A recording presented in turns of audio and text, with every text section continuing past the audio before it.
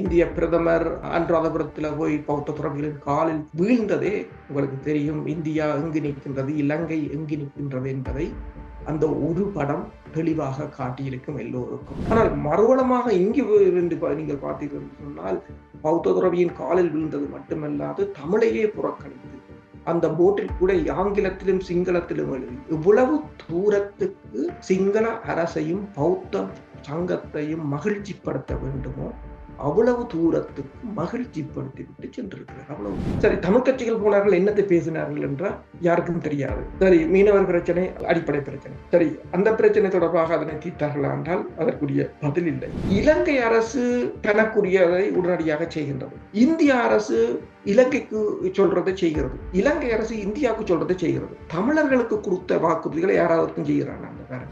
இதுதான் எங்களுக்குள்ள பிரச்சனை. நீங்கள் கேட்டது போல தமிழ் கட்சிகள் என்று சொன்னால் உண்மையில் அவர்கள் போறதை படம் எடுத்து போடுவது, அதை தரம்பட செய்திருக்கிறார்கள். நல்ல வடிவான படம் தான் போட்டுக்கிறாங்க. நான் பார்த்தேன், படம் தான் முதல் வந்தது. வவுனியா நகரிலிருந்து 18 கிலோமீட்டர் தொலைவில் அமைந்திருக்கின்ற 5 ஏக்கர் 9 பரப்பு நிலப்பரப்பை கொண்ட இந்த மாபெரும் காணி விற்பனைக்குள்ளது. அரசியலில் நகர்த்தப்படும் காய்கள், திரைமறைவில் நடக்கும் ரகசிய பீரங்கள், உலகத் தமிழர் அறிந்தேயாக வேண்டிய உண்மைகளை தேடி ஒரு உடறுப்பு.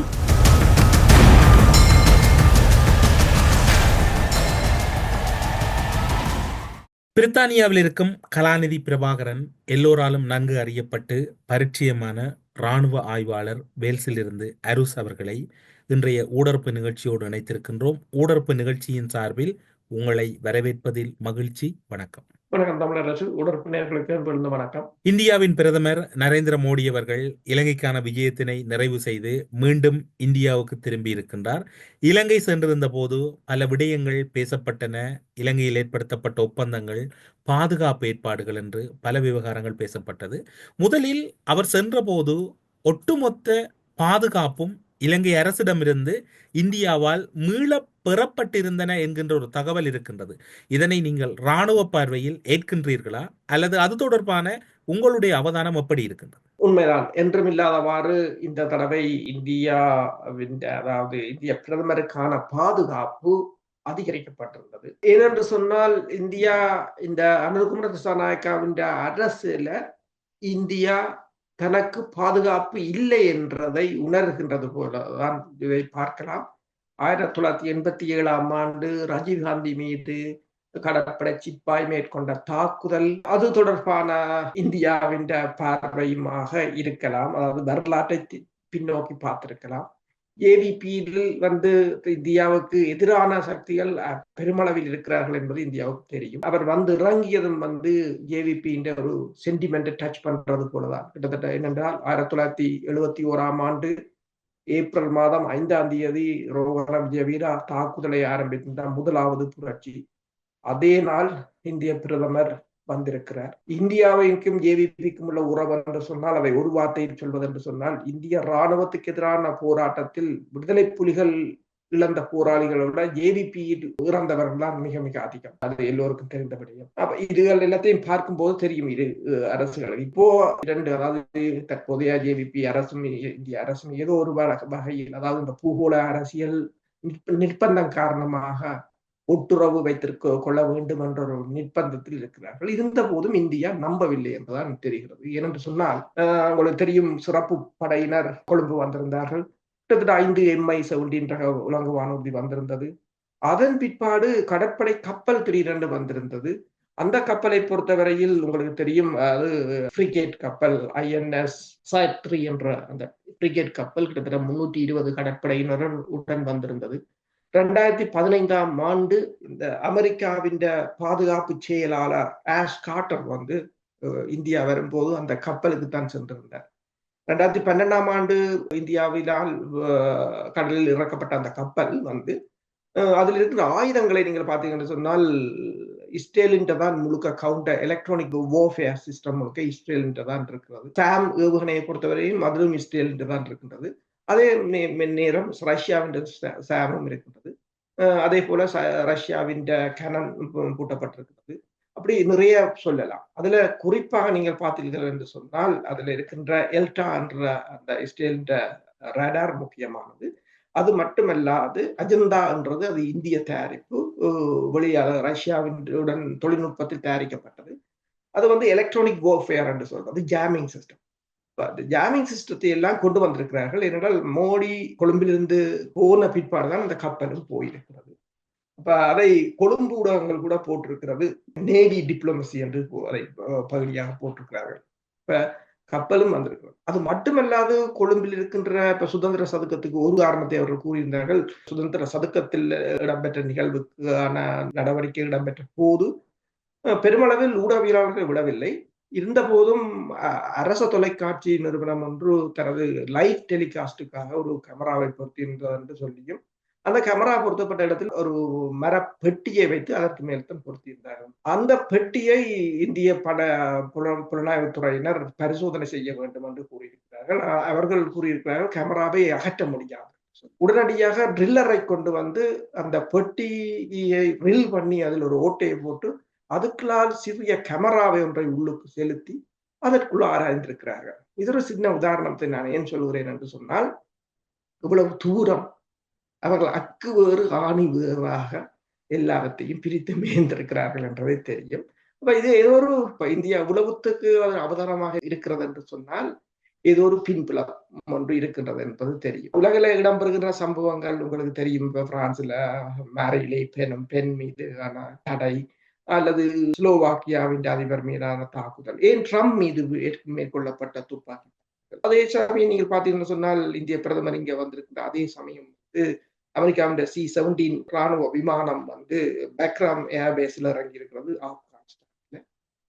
அதுல இப்ப சொல்கிறார்கள் CIA தலைவர் அங்கனே காபூல்ல நிற்கிறாருன்னு சொல்லி. எல்லாம் ஆசியாவை நோக்கி ஏதோ ஒரு பிரச்சனை வருகிறது என்பது தெளிவானது ஒன்று.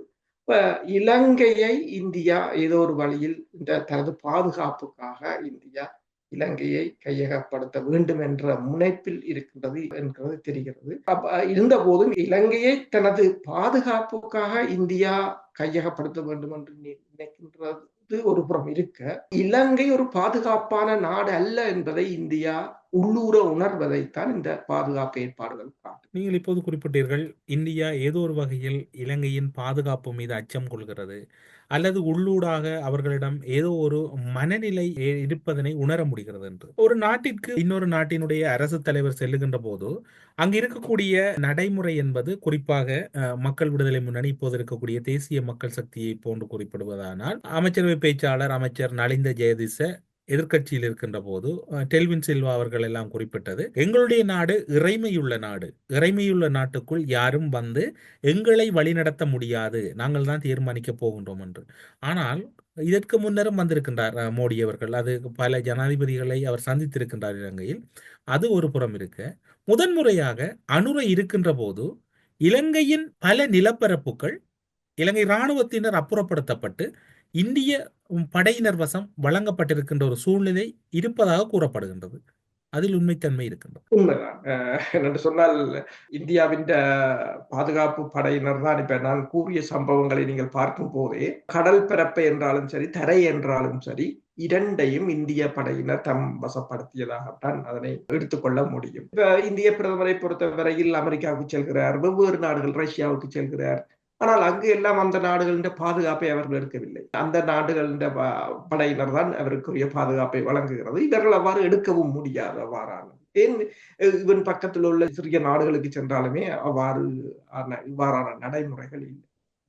இலங்கையை பொறுத்தவரையில் இலங்கையை ஏதோ ஒரு வகையில் இந்தியா தன்வசப்படுத்த வேண்டும் என்று சொல்லியும், அதே சமயம் இலங்கையில் தனக்கு ஒரு சாதகமான சூழ்நிலை இல்லை என்பதை இந்தியா உள்ளூர உணர்வதாகத்தான் தெரிகிறது. எனவேதான் இப்ப இந்திராணி பாக்ஸி என்றவர் வந்து பொலிட்டிக்கல் அனாலிஸ்ட், டைம்ஸ் ஆஃப் இந்தியாவிலும் வேலை செய்திருந்தார், அதே போல இந்தியா டுடேயிலும் வேலை செய்திருந்தார். இப்ப அவர் ஒன்றை கூறியிருந்தார், இந்த மோடியின் வரவு தொடர்பாக கூறும்போது அவர் கூறியிருந்தார், இந்தியா வந்து எந்த விலை கொடுத்தும் இலங்கையை தன்வசப்படுத்துமே தவிர இழக்காது. இலங்கையின் அமைவிடம் அவ்வாறு. இலங்கை இந்து சமுத்திர பிராந்தியத்தில் தான் இருக்கின்றது. இந்து சமுத்திர பிராந்தியத்திலிருந்து இலங்கையை தூக்கி கொண்டு போய் நாங்கள் வேறு எங்கேயாவது வைக்க முடியாது. இந்தியாவின் எல்லைக்குள் தான் இலங்கை இருக்கின்றது. அம்பாந்தோட்டை துறைமுகத்தை இந்தியா இழந்தது மிகப்பெரிய ஒரு பின்னடைவு. அதை சீனா கையகப்படுத்த முதல் இந்தியா தான் அதனை செய்திருக்க வேண்டும். இந்தியா அதில் தவறிழைத்து விட்டது. அதே போலதான் கவுடர் துறைமுகம் பாகிஸ்தான் 1950களில் பாகிஸ்தான் அப்போது இந்தியாவிடம் கேட்ட போது இந்தியா அதனை ஏற்க மறுத்ததும் இப்போது அது சீனா வசம் இருப்பதும் இந்தியாவுக்கு வருத்தமானது என்று கூறுகிறார். அப்ப அவர் கூறுவதன் போது ஒன்று கூறுகிறார், தெளிவாக ஒன்றை கூறுகிறார், இந்த விலை கொடுத்தாவது இந்தியா இலங்கையை விட்டுக் கொடுக்க முன்வராதென்றதை கூறுகிறார். அடுத்தது இந்தியா விட்ட தவறுகளையும் அவர் கூறுகிறார். அம்பாந்தோட்டையில் ஹவுடார் துறைமுகத்திலிருந்து அம்பாந்தோட்டை வரையிலும் இந்தியாவின் வெளிவார கொள்கையின் தோல்வியோ அல்லது அவ்வாறுதான் நாங்கள் கூற முடியும், அல்லது படைத்துறையான தோல்வியோ என்றதும் பார்க்கலாம். அதில் இந்தியா அதனை இழக்க முடியாது என்று கூறியிருக்கிறார். நீங்கள் சொன்னது போல தற்போது இந்திய பிரதமர் வந்த போது கூட இந்த உடன்பாடுகளை ஏதோ ஒரு இப்ப இந்திய ஊடகங்களை நீங்கள் பார்த்தீர்கள் என்று சொன்னால் இந்த பாதுகாப்பு உடன்பாடுகள் எல்லாம் ஏதோ பெரியசாக சாதித்து விட்டது போல காட்டுகிறார்கள். உண்மையில் பார்க்க போனால் நீங்கள் மறுபலமாகத்தான் இருக்கின்றது. இந்திய பிரதமர் அனுராதபுரத்தில் போய் பௌத்த துறவிகளின் காலில் வீழ்ந்ததே உங்களுக்கு தெரியும். இந்தியா எங்கு நிற்கின்றது, இலங்கை எங்கு நிற்கின்றது என்பதை அந்த ஒரு படம் தெளிவாக காட்டியிருக்கும் எல்லோருக்கும். அதாவது இதில் இந்தியா வல்லரசா இலங்கை வல்லரசா என்பதை பொறுத்திருந்துதான் பார்க்க வேண்டும். நீங்கள் குறிப்பிட்ட அடிப்படையில் பார்க்கின்ற போது இலங்கை நிலப்பரப்புக்குள் இந்தியாவின் முப்படையினரும் மோடியின் விஜயத்தோடு நுழைந்திருந்தார்கள் என்று எடுத்துக்கொள்ள முடியுமா? தரைப்படையிலே பாதுகாப்பு அணி சார்ந்தவர்கள், கடற்படை கப்பல் ஒன்று வந்திருந்தது, விமானப்படையிலும் கூட 40க்கும் மேற்பட்ட சிறப்பு தேர்ச்சி பெற்ற விமானிகள் வந்திருந்தார்கள். MI-17 ரக உலங்கு வானூர்திகள் 4 வந்ததாக உறுதிப்படுத்தப்படுகின்றது. அதன் பின்னர் 4க்கும் மேற்பட்டது வந்ததாக கூறப்படுகின்றது. அப்படி பார்க்கின்ற போது இலங்கையின் இருக்கக்கூடிய முப்படையையும் தன்வயப்படுத்தி மோடியின் பயணத்தை ஏற்படுத்தியதா இந்தியா? உண்மைதான். விமானப்படையினர் 40 பேருக்கு மேல் வந்திருந்தாங்க. கடற்படையினர் கிட்டத்தட்ட 320 பேர் இந்த கடற்படை கப்பலுடன் சேர்த்து.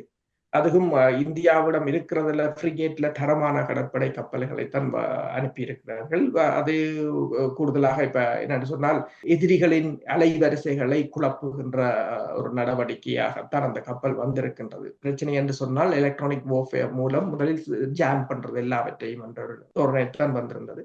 அதே போல சிறப்பு புலனாய்வு படையினர் என்ற போல முப்படையினரும் தான் வந்திருந்தார்கள். சில சமயங்களில் இது இப்ப பூமாலை நடவடிக்கை என்று 1987ஆம் ஆண்டு கொண்டு வந்தது போல தனது ஆளுமைக்கு தான் இலங்கை இருக்கின்றது என்பதை காண்பிப்பதற்காக இருக்கலாம்.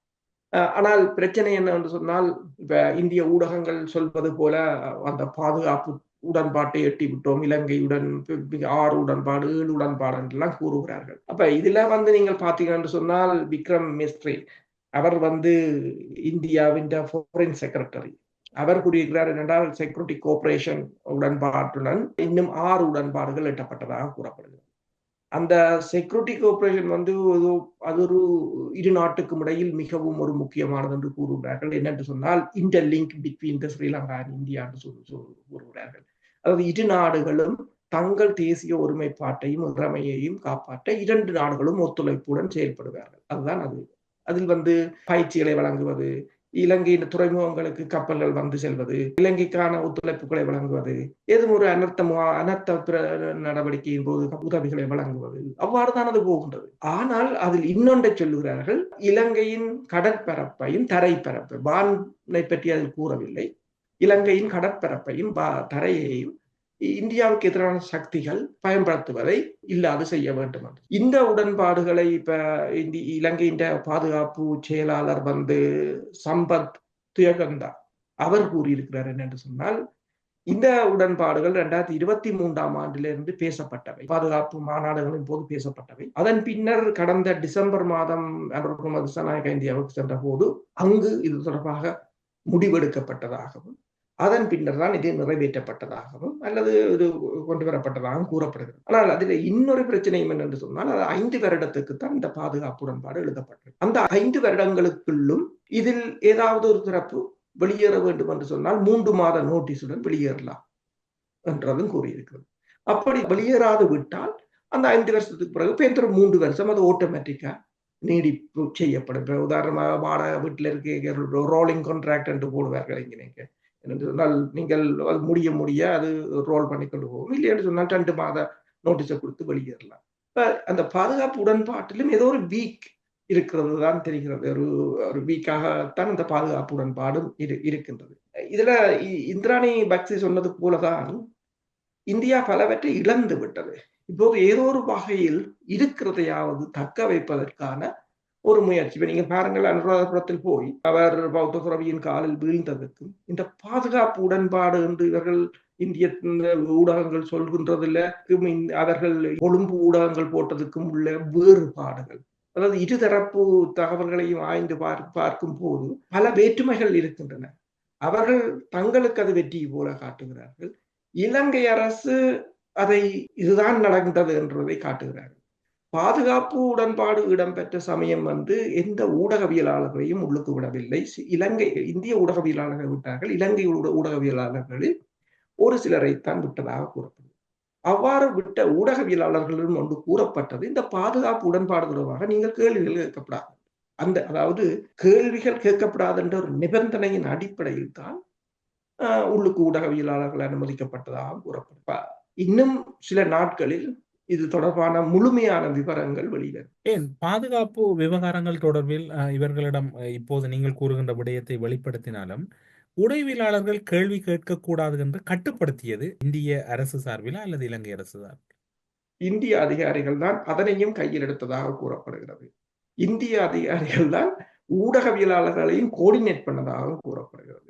ஒட்டுமொத்தமாக நீங்கள் முதலில் கேட்ட கேள்வியில் ஒரு கருத்தை வைத்து கேட்டீர்கள். அதாவது இலங்கையின் இறைமை தொடர்பாக என்பிபி அரசு பேசுகிறது, ஆனால் இப்போது இந்த இந்திய பிரதமர் வந்து சென்ற போது அந்த இறைமை இல்லை என்ற மாதிரி தான் இருந்தது. உண்மைதான், இலங்கை இந்த இறைமை இல்லை என்றதைத்தான் இதையும் காட்டுகிறது.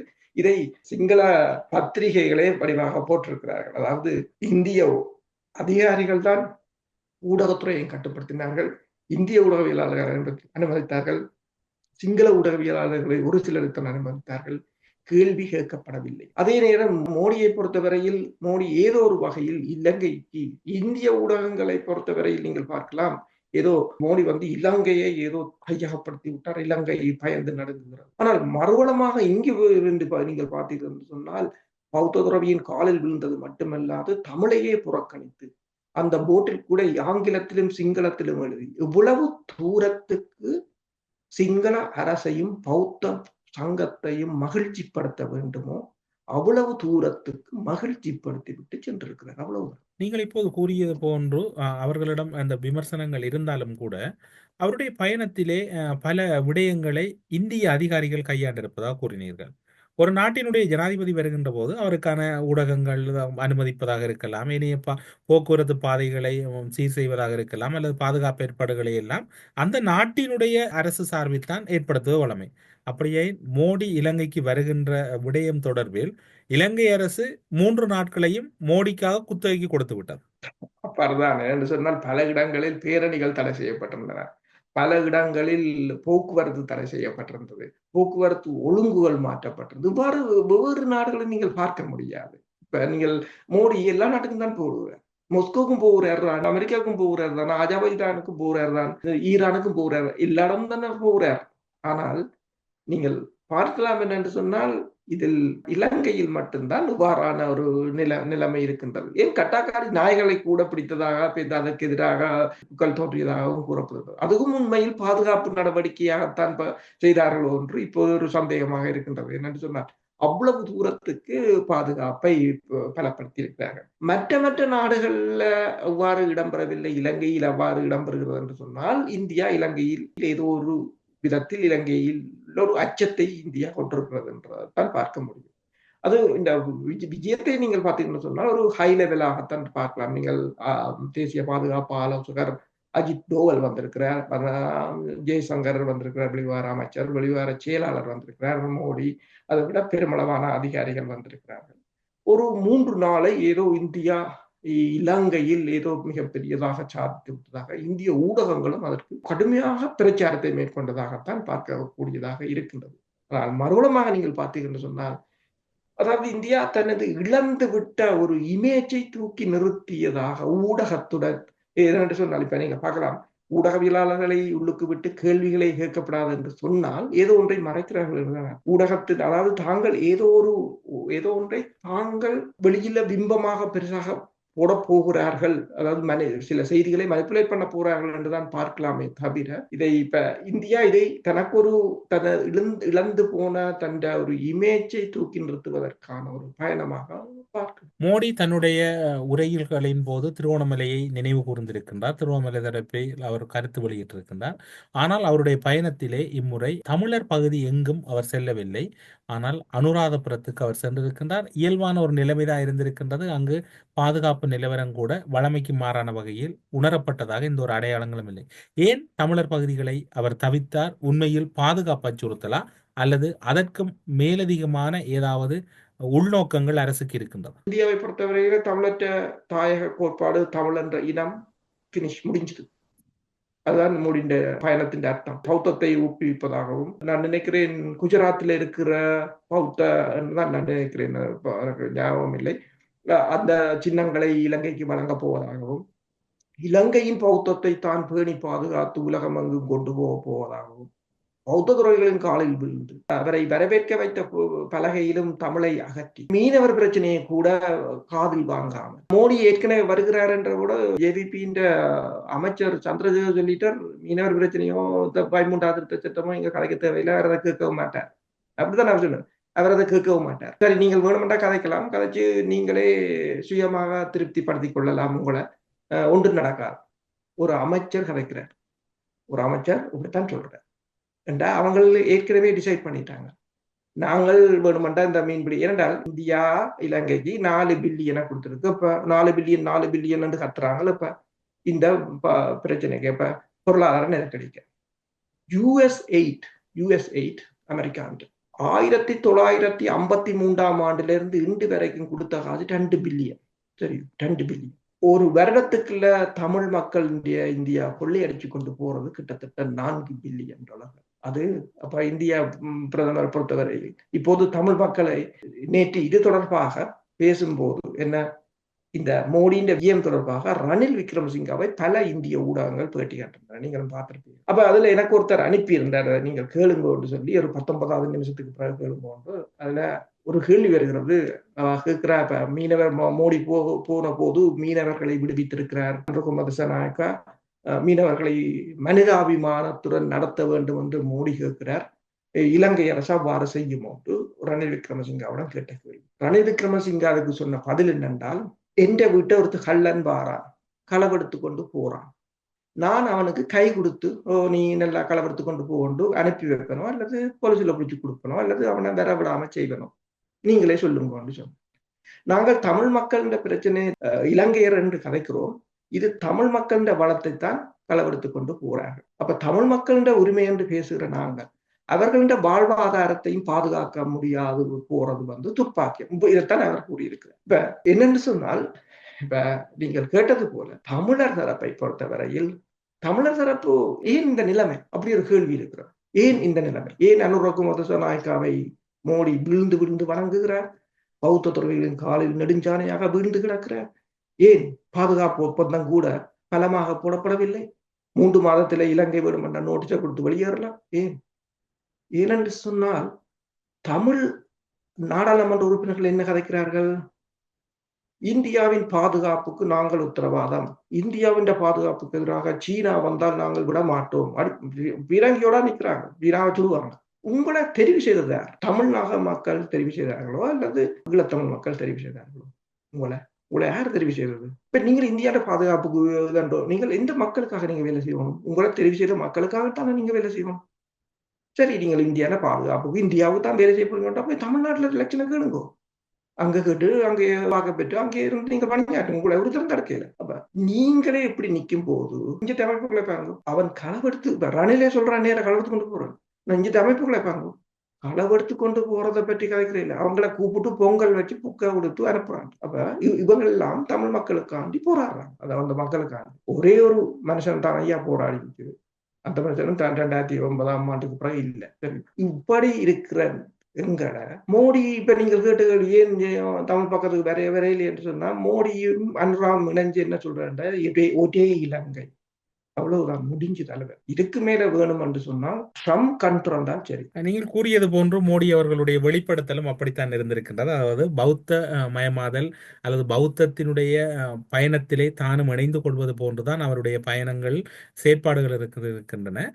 இராணுவ விவகாரங்களுக்கு அப்பால் தமிழ் கட்சிகளும் சென்றிருந்தார்கள், உரையாடி இருந்தார்கள். அவர்களுடைய உரையாடல் அல்லது சந்திப்பு என்பது உங்களுடைய பார்வையில் ராஜதந்திர ரீதியாக ஒரு முக்கியத்துவம் வாய்ந்த ஒரு விடயமாக பார்க்கப்படுமா அல்லது அதற்கான உறுதிப்படுத்தல் இருக்கின்றதா?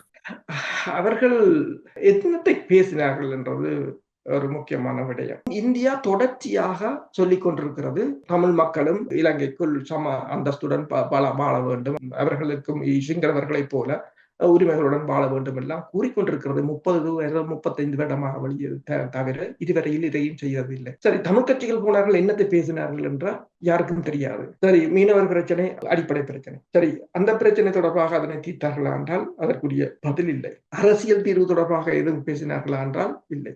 என்னத்தை இப்ப இலங்கை அரசு தனக்குரியதை உடனடியாக செய்கின்றது, இந்திய அரசு இலங்கைக்கு சொல்றதை செய்கிறது, இலங்கை அரசு இந்தியாவுக்கு சொல்றதை செய்கிறது. தமிழர்களுக்கு கொடுத்த வாக்குறுதிகளை யாராவது செய்கிறாங்க பாருங்க. சரி, சிங்கள அரசும் செய்யவில்லை. இப்ப சிங்கள அரசு நீங்கள் ஒன்றை யோசிச்சு பாருங்கள். சிங்கள அரசு பலரை மீது ஊழல் குற்றச்சாட்டுகள் தென்னிலங்கையில் கொண்டு வருகிறது. மஹிந்த ராஜபக்ஷ மீது, நாமல் ராஜபக்ஷ மீது, அல்லது ரணில் விக்ரமசிங்க மீது எல்லாம் கொண்டு வந்திருக்கிறது. ஊழல் செய்த தமிழ் கட்சிகள் மீது இலங்கை அரசு ஏதாவது கொண்டு வந்திருக்காண்டு பாருங்க. ஊழல் செய்த ஒட்டுக்குழுக்களாக இருக்கலாம், எதுவும் செய்திருக்காங்க தெரியும். ஏனென்றால் தமிழர் தரப்பில கொரப்டட்டான ஆட்களை வச்சிருக்கணும். அது உண்மை. அதை நான் குறை சொல்ல மாட்டேன். ஏன்னா அவன் எதிரி இன்னொரு எதிரியிடம் கேவலமானவர்கள் இருப்பதைத்தான் விரும்புவார். அப்பதான் தான் தப்பி பிழைக்க முடியும். அது சகஜம், உலகத்திலே சகஜம். அப்ப இதுல இருந்தே தெரிய வேண்டாம், அவர் சிங்கள மக்களுக்கு ஊழல் செய்கிறவர்களை களை பிடுங்கி சிங்கள இனத்தை நல்வழிப்படுத்தணும் என்று விரும்புகிற அரசு தமிழர் தரப்பில எவ்வாறு வைத்திருக்கிறது என்று உங்களுக்கு நன்றாக தெரியும். அப்ப இதே போலதான் தமிழர் தரப்பை பொறுத்தவரையில் அதற்கு பிறகு ஒரு நாடாளுமன்ற உறுப்பினர் வந்து ஒரு யூடியூப் தளத்திலிருந்து பார்த்தேன். அதில் அவர் தான் கலைத்த பிறகு அவர் கூறியிருக்கிறார் என்னென்று சொன்னால், நாங்கள் இந்தியாவின் பாதுகாப்புக்கு எதிரான எந்த சக்திகளும் வடக்கு கிழக்குல கால் ஒன்ற விட மாட்டோம். நீங்கள் யூடியூப்ல பார்த்து தெரியும் யார் கலைச்சு. அதே நான்கள் இப்ப உங்கள்கிட்ட கேட்டது, அது அவன் பார்த்துக் கொள்ளுவான். இந்தியா என்ற பெரிய நாடு. சரி, உங்கள்கிட்ட என்ன இருக்கிறது? இந்தியாட்ட இந்த இந்தியா பிரதமர் வந்தோன்னா INS பிரிகேட் கப்பல் வந்தது, அவர்கிட்ட இருக்குது, பிரச்சனை இல்லை. அக்னி அது இது பிரம்மோஸ் என்று எத்தனையோ அணுக்குண்டு கூட இந்தியா வச்சிருக்குது. இந்தியா பாதுகாத்துக் கொள்ளும் தன்னை. நீ உண்ட மக்களுக்கு என்ன செய்த? மோடிட்டு போய் நீ உண்ட மக்களுக்கு என்ன கேட்ட? அது இல்லை நீ சொல்லணும். இந்தியாண்ட பாதுகாப்பு முக்கியம், உங்களுக்கு முக்கியம், இந்தியாண்ட பாதுகாப்பு முக்கியம். இந்தியாவுக்கு இங்க யாரும் எதிராக இல்லையே தானே, யாரும் இந்தியாவுக்கும் எதிராக இல்லை, இந்த நாட்டுக்கும் எதிராக இல்லை. அப்ப இதுதான் எங்களுக்குள்ள பிரச்சனை. இப்ப நீங்கள் கேட்டது போல தமிழ் கட்சிகள் என்று சொன்னால் உண்மையில் அவர்கள் போறதை வந்து படம் எடுத்து போடுவது, அதை தரம்பட செய்திருக்கிறார்கள். நல்ல வடிவான படம் தான் போட்டுக்கிறாங்க. நான் பார்த்தேன், அந்த படம் தான் முதல் வந்தது, அவ்வளவுதான். இந்திய பிரதமர் நரேந்திர மோடியின் விஜயத்தின் பின்னர் இலங்கையில் ஏதாவது மாற்றங்கள் நிகழ்வதற்கு சந்தர்ப்பம் இருக்கின்றதா? அல்லது அனுர அரசு கடந்த காலத்தை போன்று இந்தியாவோடு கதைத்து விட்டோம், அவர் சென்று விட்டார் என்று வளமையான தங்களுடைய பணிகளை பார்ப்பார்களா? அல்லது வளமைக்கு மாறான இந்த பயணத்தினுடைய வெளிப்படுத்தல் ஏதாவது இருப்பதற்கு சந்தர்ப்பம் இருக்கின்றது? இலங்கை நீங்கள் பாலம் கட்ட முடியாது. பௌத்த துறவிகளோ சிங்களவர்கள் விட போவதில்லை. அது சிங்கள பௌத்த தேசமாகத்தான் அவர்கள் பாதுகாத்துக் கொள்வார்கள். இலங்கையை இந்தியாவால் 1987 ஆண்டு போல மிரட்டவும் முடியாது. அந்த பலத்தில் இந்தியா இல்லை, இந்தியாவால் எதுவும் செய்ய முடியாது. ஏனென்று சொன்னால் தற்போதைய பூகோள அரசியல் நிலை அவ்வாறு. எந்த நேரம் சண்டை மூலம் யார் யாரை கொல்லுவாங்க என்றது தெரியாத ஒரு நிலைமை. இப்ப நான் கூறினேன், அமெரிக்கா C-17 விமானம் வந்து பக்ரமேவேஸ்ல போய் இறங்கி இருக்குது CIA என்ற தலைவரோட. சரி, இப்ப அடுத்த பிரச்சனை அனுராக் குமாரதிசாநாயக்கா பதவியேற்றதும் ஏதோ காலம் கூடாது. நாங்கள் இதில் பல தடவை கதைத்திருக்கிறோம். புறச்சூழல் சரியில்லை, US aid நிப்பாட்டிக்குது. அடுத்தது அமெரிக்கா ஐநாவுக்கான நிதியை நிப்பாட்டிக்குது. சரி, அதுதான் என்று பார்த்தால் இப்போது இலங்கை மீது 44% வரி. 44% ஏற்கனவே இருந்தது 12.5, கிட்டத்தட்ட 56% வரி. 56% பார்த்தால் இலங்கையின் ஏற்றுமதியில் 40% அமெரிக்காவுக்கு தான். அதிலும் 3 பில்லியன் வந்து ஆடை தொழிற்சாலை அடிபட போகுது. கிட்டத்தட்ட 7 லட்சம் பேர் வேலை செய்யணும், டிரெக்டாக இன்டிரெக்டாக. அடுத்ததாக அடிபட போறது ரப்பர். ஒரு வருஷத்துக்கு $360 மில்லியன் பெறுமதியான ரப்பர் பொருட்கள் உற்பத்தி அனுப்பப்படுகிறது. அதுல வேலை செய்கிறார்கள் கிட்டத்தட்ட 4 லட்சம் பேர். சரி, இப்ப ஏதாவது கதைச்சு அதை மாற்றலாம் என்று பார்த்தால் அந்த ஆடை தொழிற்சாலையில இலங்கையின் காம்படிட்டர்ஸா இருக்கிறது வந்து பங்களாதேஷ், பிலிப்பைன்ஸ், இந்தியா. அப்ப இந்த நாடுகளுக்கு வரி குறைய, இலங்கைக்கு வரி கூட. இலங்கை ஒன்றும் செய்ய முடியாது. அப்ப இதை கொழும்பு அவதானி ஒருவர் என்னென்று கூறுகிறார் என்று சொன்னால், 1970களில் நீங்கள் பாருங்கள், இந்த போராட்டம் உச்சம் பெற்றதும் இந்தியா தமிழர்களை போராட வேண்டும் என்று உருக்கொள்ள வைத்த காலப்பகுதி அது. அந்த காலப்பகுதியில் ஃப்ரீ ட்ரேட் அக்ரிமெண்ட் என்ற ஒன்றை அமெரிக்கா கொண்டு வர முற்பட்டிருந்தது இலங்கையில். அதற்குத்தான் இந்தியா மிகவும் எதிர்ப்பாக நின்று ஏதோ ஒரு வகையில் அமெரிக்காவை வெளியேற்ற முற்பட்டது. இப்ப இந்த வரியை இலங்கை தவிர்க்க வேண்டும் என்று சொன்னால் அதற்குள் போகத்தான் வேண்டும். கொழும்பு பத்திரிகைகளில் வந்த பத்திகளை நீங்கள் பார்த்தீர்கள் சொன்னால் இந்த முறை அவர்கள் எழுதியிருக்கிறார்கள் என்று சொன்னால், ஏதோ ஒரு வகையில் IMF என்றது தனியாக கடனை கொடுக்கிற நாடு, கடனை கொடுக்கிற அமைப்பு இல்லை. அவர்கள் அபிவிருத்தி, ஃபைனான்சியல் ஸ்டெபிலிட்டி, ரீஸ்ட்ரக்சர் என்று கணக்க செய்கிறவங்க. இப்ப IMF கிட்ட போக சொல்றாங்க. IMFக்குள்ளால அமெரிக்காவோட போகலாம். IMF எப்படி நிபந்தனை வைக்குமான்னு தெரியும். அப்ப இலங்கை இப்ப இந்தியாண்ட இது வந்து 3 நாள் கூத்தண்டு தான் இலங்கை பார்க்கும். இது 3 நாள் கூத்து முடிஞ்சுது. சரி, அதோட முடிஞ்சுது. அதை போட்டு பாலம் கட்டுறா அது பிரச்சனை இல்லை. அது வழக்குகளை போட்டு பார்த்த துறவிகளே மன்னார்ல போட்டு அதானியே அடிச்சு கழிச்சவங்க. அப்ப பாலம் போடுறது விடுவாங்களே. சும்மா நீங்க பாத்தீங்கன்னு சொன்னாலும் சம்பூர் அனல் மின் நிலையமும் நுரைச்சோரையும் ஒன்றாதான் அடிக்கடி நாட்டம். சீனா வந்து நுரைச்சோரையை எடுக்க இந்தியா ஓடி போய் சம்பூரை எடுத்தது. சம்பூர் வழக்குகள் அதுகள் இதுகள் என்று சொல்லி இன்று வரையிலும் ஒரு கல்லு கூட அங்கே நடையில. ஆனால் ஒரு நுரைச்சோரம் இயங்கி கொண்டு இருக்கிறது. இந்த இப்ப இந்திய பிரதமர் போட்டார். இப்ப சீனாக்காரன் கிட்டத்தட்ட $4 பில்லியன் வாரான். எங்க அம்பாந்தோட்டில் ரிஃபைனரி போட போறாங்க. அம்பாந்தோட்ட துறைமுகத்துல ரிஃபைனரியை போட்டான்னு சொன்னால் அவன் சப்ளை லைன் ஓகே. அப்ப இதுல என்னன்னு சொன்னால், நீங்கள் இதில் என்ன மாற்றம் நடக்கும் என்றால், இந்த மாற்றம் இதை சிந்திச்சு பார்க்க கூட இலங்கைக்கு நேரம் இருக்க போவதில்லை. அடுத்தது இப்போது IMF ஓடுவது எப்படி, ட்ரம்பை சமாதானப்படுத்துவது எப்படி, தன்னை வேலை வாய்ப்புகளை பாதுகாப்பது எப்படி என்ற நிலையில சிங்கள தேசம் அல்லலாடிக்கொண்டிருக்கிறது. புறச்சூழல் வந்து இலங்கைக்கும் சரியில்லை, இந்தியாவுக்கும் சரியில்லை. அதுதான் பிரச்சனை. கூடரப்பு நிகழ்ச்சியில் இணைந்து கொண்டு பல முக்கியமான மோடியின் பயணத்தில் மறைந்திருந்த விடயங்களும், பாதுகாப்பு நிலவரங்களும், இலங்கையில் ஏற்படுத்தப்பட்ட ஒப்பந்தங்களும், இலங்கை அரசினுடைய முடிவுகளும், தமிழ் தலைமைகளின் பலவீனமான செயற்பாடுகள் என்று பல விடயங்களை ஊடரப்பு நிகழ்ச்சியின் வாயிலாக வெளிப்படுத்தியமைக்கு சிறப்பு நன்றிகளோடு உங்களிடம் விடைபெற்றுக் கொள்கிறோம். நன்றி, வணக்கம். நன்றி, வணக்கம். அரசியலில் நகர்த்தப்படும் காய்கள், திரைமறைவில் நடக்கும் ரகசிய பீரங்கள், உலகத் தமிழர் அறிந்தேயாக வேண்டிய உண்மைகளை தேடி ஒரு ஊடரப்பு.